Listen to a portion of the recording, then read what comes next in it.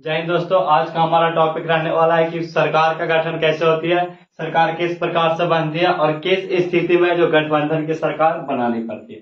तो आइए वीडियो को शुरू करते हैं। तो हमें सरकार का गठन के लिए सबसे पहले समझना होगा कि सरकार का गठन है जो पीएम से रिलेटेड है, किससे? प्रधानमंत्री से। क्योंकि जो प्रधानमंत्री होता है उसी का सरकार चलता है। तो प्रधानमंत्री का चुनाव है जो किससे होता है? तो लोकसभा से होता है। प्रधानमंत्री अमूमन कहां से चुने जाते हैं? तो लोकसभा से। लोकसभा में कुल सीटों की बात की जाए तो यहाँ पर कुल सीटों की संख्या जो कितनी होती है? 545 होती है। कितनी सीट? 545। यह दो भाग में बटे होते हैं। कितने भाग में? दो भाग में, जिसमें से एक होता है 2 सीट और एक होता है 543 सीट। यह 2 सीट है जो मनोनीत किए जाते हैं। क्या किए जाते हैं? तो मनोनीत किए जाते हैं। और यह 543 क्या होते हैं? निर्वाचित होते हैं। यह जनता के द्वारा चुने जाते हैं। किसके द्वारा चुने जाते हैं? तो जनता के द्वारा चुने जाते हैं। जनता के द्वारा, अर्थात जनता इन्हें वोट देकर चुनती है। यहीं पर से हमें सरकार का गठन होता है। इसी 543 सीट में से हमें सरकार की गठन होती है।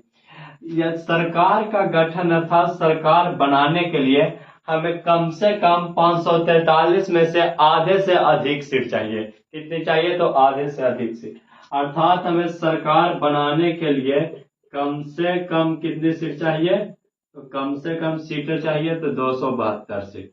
कितने सीट? 272 सीट। यदि लोकसभा के चुनाव में कोई प्रतिनिधि अकेला 272 सीट प्राप्त कर लेता है, कितना सीट? 272 सीट प्राप्त कर लेता, तो उसकी सरकार है जो बन जाएगी। आप इस प्रकार से समझ सकते हैं कि मान लीजिए एक बार नरेंद्र मोदी जी खड़े हुए और एक तरफ राहुल गांधी खड़े हुए। मान लीजिए कि नरेंद्र मोदी के सीट आया 272 और राहुल गांधी का सीट आया 271। आप इसमें देख सकते हैं और बता सकते हैं कि किसकी सरकार बनेगी? मोदी सरकार की। किसकी सरकार बनेगी? तो मोदी जी की सरकार बनेगी। क्यों? क्योंकि हमें सरकार बनाने के लिए कम से कम कितनी सीट चाहिए? तो 272 और मोदी जी के पास 272 सीट है जो प्राप्त हो चुकी है। तो यहाँ पर क्या हो जाएगा कि मोदी जी अपना सरकार बना लेंगे। तो इस प्रकार है जो सरकार का गठन हो जाता है लोकसभा के चुनाव में, जिसका बहुमत 272 सीट अगर प्राप्त कर लेता है कोई भी प्रतिनिधि, तो वह अपना सरकार बना सकता है। जिसका बहुमत 272 हो तो वह अपना सरकार बना सकता है। ये तो हो गया कि केवल 2 अगर प्रतिनिधि खड़े हुए तो एक जीतेगा और एक हारेगा। लेकिन क्या होता है दिक्कत? क्या मान लीजिए कि 4 प्रतिनिधि खड़े हो गए। कितने प्रतिनिधि? तो 4 प्रतिनिधि। मान लीजिए यहाँ पर 4 प्रतिनिधि खड़े हो गए। ए प्रतिनिधि, बी प्रतिनिधि, सी प्रतिनिधि और डी प्रतिनिधि। मान लीजिए प्रतिनिधि ए को सीट आया 200। कितने सीट? 200। और प्रतिनिधि बी को सीट आया 180, सी को 80 और डी को 83। आप इसमें देख के अंदाजा लगा सकते हैं कि किसकी सरकार बनेगी? ए की सरकार बनेगी कि बी की सरकार बनेगी कि सी की कि डी की? कई लोग देख के सोच रहे हो कि यहाँ पर है जो एक की सरकार बन जाएगी, कहाँ? क्योंकि इसके पास अधिक सीट है। लेकिन हमने आपको बताया कि सरकार बनाने के लिए कम से कम कितनी सीट चाहिए? तो 272। आप एक बार नजर उठा के देख सकते हैं किसी का 272 नहीं, अर्थात यहाँ पर किसी का है जो सरकार नहीं बनेगा।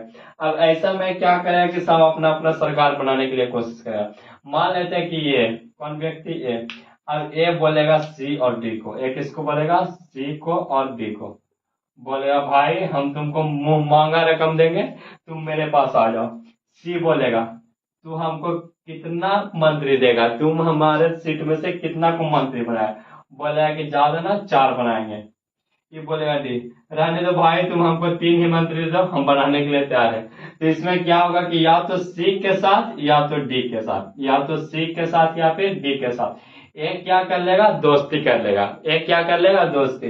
इस दोस्ती को बोलते हैं गठबंधन। इस दोस्ती को क्या बोलते हैं? गठबंधन। तो मान लेते हैं कि ए और सी का गठबंधन हो गया। ए और सी का क्या हो गया? तो गठबंधन हो गया। ए और सी का गठबंधन। अब ए की सीट की बात किया तो ए के पास सीट कितनी थी? 200 और सी के पास सीट कितनी थी? 80। अब यह दोनों मिलाकर कितने सीट प्राप्त कर लिए? 280। और हमें सरकार बनाने के लिए सीट कितनी चाहिए? तो 272 सीट। कितनी चाहिए? 272। अब यह दोनों मिलकर अपना एक सरकार बनाएंगे और यह सरकार किससे बना? तो गठबंधन करके बना है। क्या करके बना है? तो गठबंधन। इसी का नाम पड़ता है गठबंधन की सरकार। किसकी सरकार? तो गठबंधन की सरकार। गठबंधन की सरकार। किसकी सरकार? गठबंधन की सरकार। अगर यह डी के साथ में मिल जाता तो यह अपना सीट आराम से पूरा कर सकता था, क्योंकि इससे सीट कितने चाहे 272। डी के साथ में मिलता तो 283 हो जाता, सी के साथ में मिल गया तो ऐसे 280 सीट हो गया।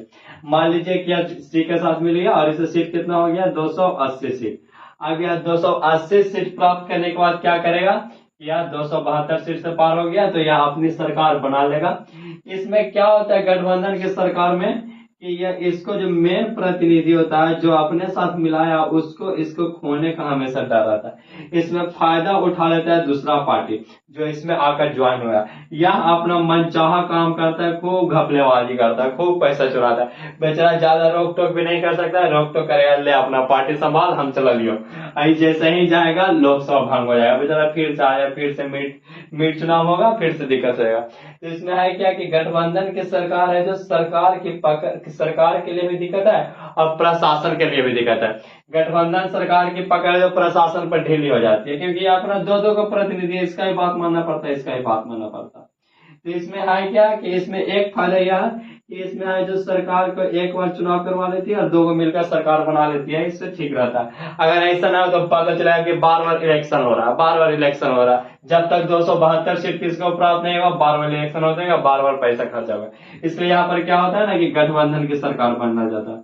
तो आई होप आप लोगों को सबको समझ में आएगा कि अगर कोई प्रतिनिधि लोकसभा के चुनाव में 272 सीट अकेले प्राप्त करता है तो वह अपनी सरकार बना लेगा।